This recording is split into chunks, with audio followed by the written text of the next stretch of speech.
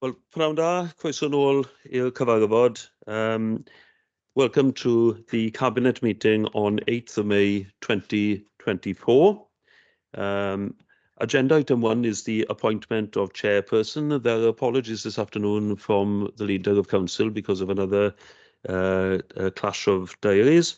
So I am happy to chair. I'm going to have a proposer and seconder, please. I would like to propose Councillor Llewellyn as chair. Diolch yn fawr. Good afternoon and welcome to this meeting of Cabinet on the 8th of May 2024. Sorry, Oh, Deputy Leader, if we could just have a second. Yes, thank you. Right. Happy to second. Councillor Neath Jenkins, seconded you. Chair, thank you. Yeah, everybody happy?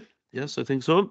Good afternoon and welcome to this meeting of Cabinet on the 8th of May 2024. I am Councillor Llewellyn, Deputy Leader of Neath Talbot Council. Welcome to members of the public viewing this meeting. Please ensure your microphone is switched off. You are here to observe the meeting only. Members and officers, please ensure that your phones are switched to silent for the duration of the meeting and that your microphones are switched to mute unless you are speaking. In addition, when asked to raise your hand, if members who are virtually attending the meeting could raise your electronic hand, and for members physically present, just raise your hand. Agenda item 3, declarations of interest. Are there any declarations of interest? Please would members say what the items are and what the interest is. If yes, Tammy will forward an electronic version of the form for you to complete and to email back to her. I don't see any indications. No indications, Chair, no. Item 4, minutes of previous meeting held on 17th of April 2024. I refer you to pages 3 to 6 of your agenda pack. The minutes are here for approval of accuracy. Members, any comments? No, I propose, if I could have a seconder, please. Happy to second, Chair. Thank you. Members, if you do not indicate to the contrary by raising your hand, I will assume that you are content with the accuracy of those minutes, and Tammy will confirm the outcome. No indications to the contrary, Chair, so those minutes have been approved. Diolch yn fawr. Agenda item 5, public question time. I have received no notifications from the public to speak at today's meeting.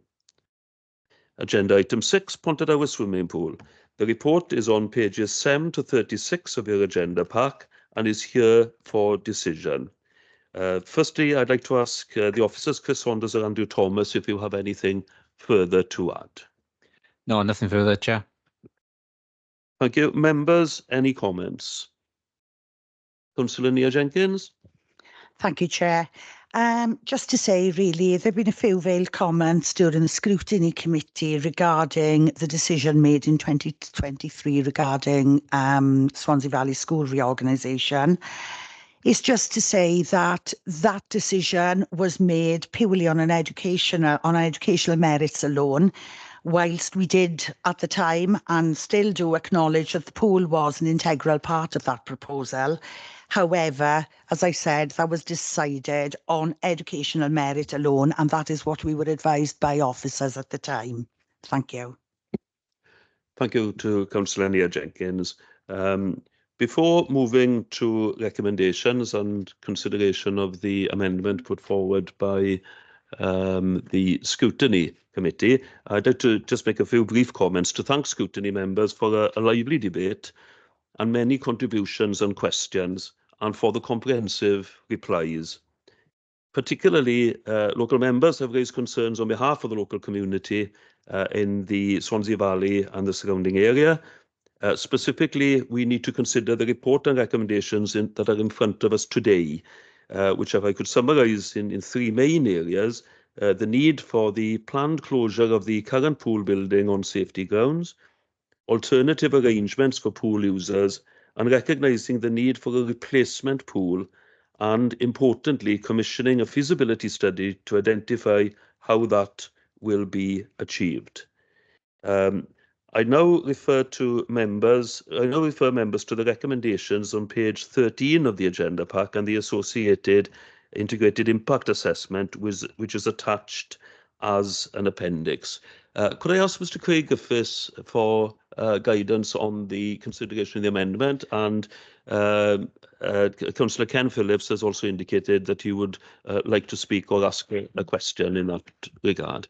Of course, Councillor Llewellyn. So members of the Joint Scrutiny Committee today proposed a recommendation as a change to recommendation 4 of the collective recommendations that were on your papers.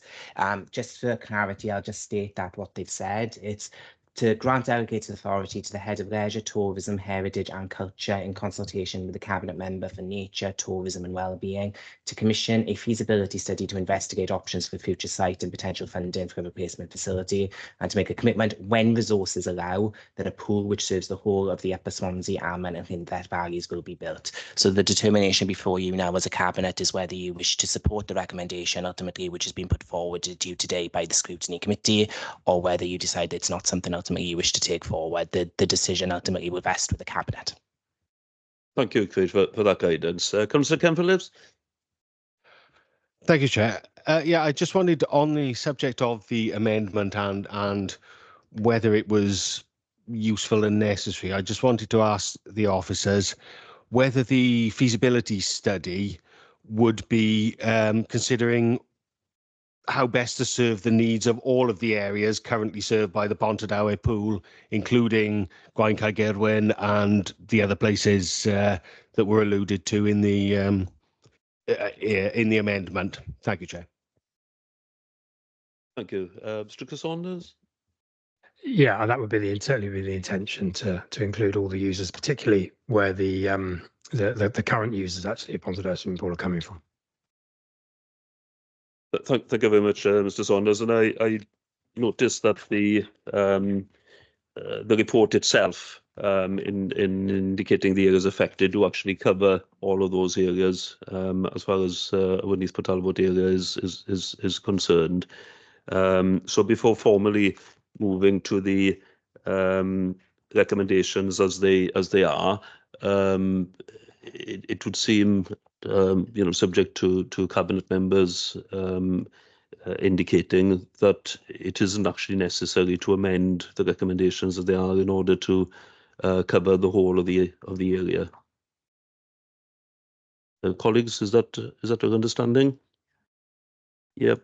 So there's no indication of adopting the amendment. Therefore, we will move to the recommendations as they stand.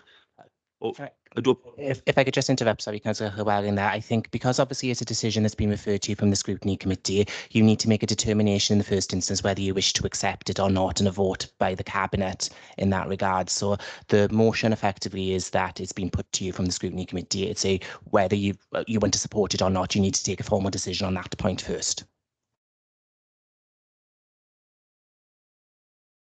Sorry. Thank you, Craig. We'll take a decision on that first. Can I ask if there is any cabinet member who wants to support adopting the amendment? Yes. Yep. Only a question in that we spoke about the possibilities of funding being that it might have to be town centric.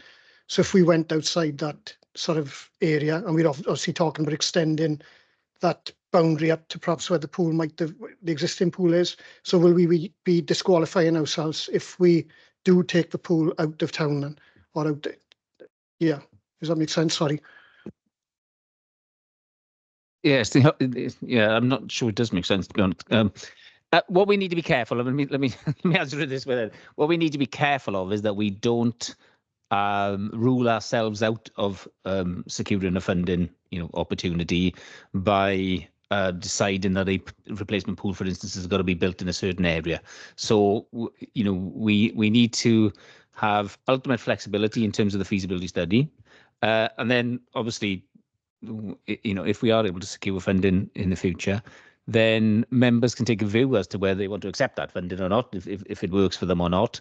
But I'd be cautious to exclude anything at this stage because, at the end of the day, as I said earlier, there's only so many funding opportunities that we will come along. So we wouldn't want to preclude or exclude ourselves at this juncture in terms of the decision. So just give us ultimate flexibility to be able to deliver the funding package that delivers the swimming pool going forward, and the feasibility then study can explore that, if that's okay. Yes, and Chief Executive, Mr. Karen Jones. Yeah, so I just agreeing with what Andrew said there, and just in terms of the point that Councillor Hurley was raising, I would have thought that if you've got something that is centred around the town centre, you would absolutely want to be encouraging footfall into the town centre. So maybe exactly the opposite of what you've just said there. They actually want to give yourselves the flexibility to capture whatever the feasibility identifies is the potential market for any replacement pool. So I would agree with Andrew at this stage in the process, you want to have the maximum amount of flexibility to go off and explore what is the optimal set of options you've got if the wish is to find a replacement, down the line. Yeah, sorry, Councillor Jeremy Hurley. Sorry, so in the original word, and there's that flexibility inbuilt anyway. Yeah, sorry, thank you. Yep. There we are. Thanks very much. Well, bearing in mind the clarifications and advice I've just received from officers, could I have an indication from cabinet members whether any cabinet members want to accept the amendment or that we do not accept the amendment? So you're voting on the amendment. Can I have a show of hands in support of the Scrutiny Committee's amended wording, please? Show of hands in support. No hands in support. Okay, all against accepting that recommendation? In the chamber, I've got 1, 2, 3, 4, 5. Councillor Noel, and so yeah, everyone's just voted against that recommendation, so that has fallen back to the substantive recommendations, Chair. Thank you very much, and I hope the reasoning for that was clear. Chair of the Scrutiny Committee, I should have thanked you for joining us. Thank you, Chair. Yeah, very clear. Yeah, Thank you. thanks very much. There we are. We will return now to the recommendations themselves on page 13 of the agenda pack and the associated impact assessment, integrated impact assessment, which is attached to the appendix. I propose if I could have a seconder, please.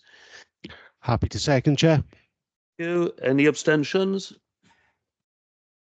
Members, if you do not indicate to the contrary by raising your hand, I will assume that you are in favour of the recommendations, and Tammy will confirm the outcome. No indications to the contrary, Chair, so those recommendations have been approved. Thank you. Thank you very much. Agenda item 7 was withdrawn from the agenda. So agenda item 8, urgent items. I have received no urgent items for today's meeting, which brings us to the end of the meeting. Thank you all for attending. That ends the business for today. Diolch yn fawr.